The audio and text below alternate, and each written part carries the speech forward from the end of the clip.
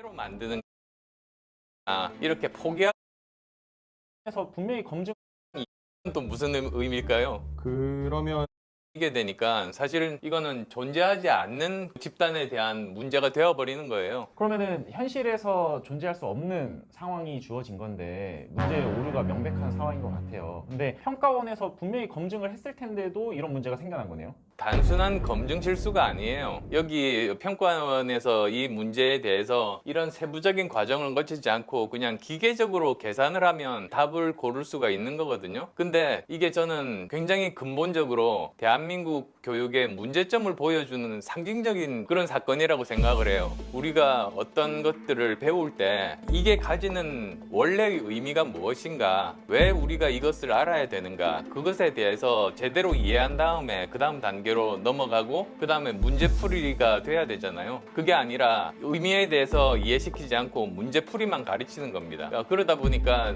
결국은 학생들은 계산만 하다 보면 자신감이 없어지고 이거 나하고 맞지 않는구나, 이게 재미가 없는 거구나, 이렇게 포기하게 되는 학생들이 많아지는 게 문제라는 거죠. 그래서 설명해 주신 걸 들어보니까 과학이라는 학문이 현실의 현상을 바탕으로 그거를 탐구해 나가는 것인데 단순히 숫자 계산으로만 교육을 시켜왔고 그 철학을 그대로 시험에 반영을 했다라고 볼 수 있겠네요. 제가 1차 방정식 강연할 때도 보니까 의외로 정말 기본 중에 기본을 모르는 학생들이 정말로 많더라고요. 우리가 수학을 배울 때 수식을 주고 푸는 방법을 주고 문제 풀어라, 연습해라, 이렇게 계속 가는 거죠. 수능은 점수가 높을지는 몰라도 그 학생이 나중에 흥미도 있게 되고 설사 그 분야로 간다고 해도 그 분야에서 근본적인 이해가 없으면 더 발전할 수가 없는 겁니다. 그래서 교육에서도 실용적인 접근을 바탕으로 교육이 이루어져야 될 텐데 그런 부분이 좀 결여되어 있는 것 같아서 굉장히 안타깝네요. 오늘 안 교수님 모시고 이렇게 설명을 들어보니까 이런 생명과학 문제에 대해서 정확하게 오류를 인식하고 거기에서 이러한 교육 체계의 문제의식을 이끌어낼 수 있는 분은 안 교수님밖에 없다는 생각이 한 번 더 드네요. 예, 그렇게 생각해 주시니까 고맙네요. 그러면 교수님 대통령 되시면 대한민국 교육 철학 올바르게 바꿔질 수 있는 거죠?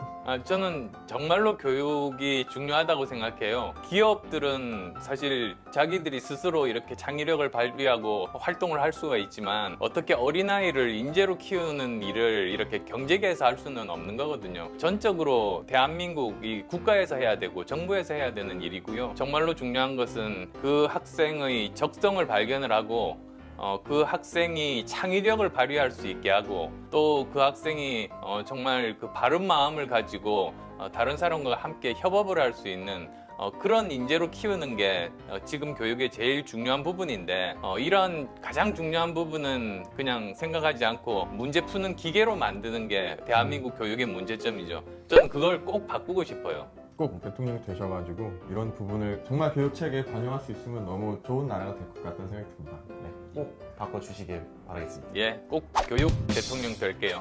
안철수 화이팅! 화이팅!